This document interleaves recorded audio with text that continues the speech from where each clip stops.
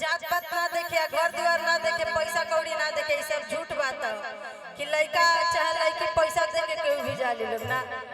जब प्रेम होकेला नु सच्चा होकेला नु तो जात पात कभी ना देखे। आ प्रेम के दो अर्थी लोग बना देले बा। रियल अर्थ का है गीत के भाव से बा कि प्रेम चिन्हेला नया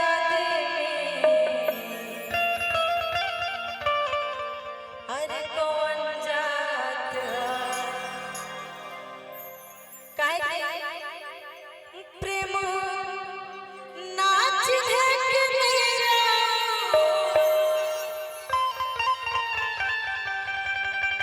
प्रेम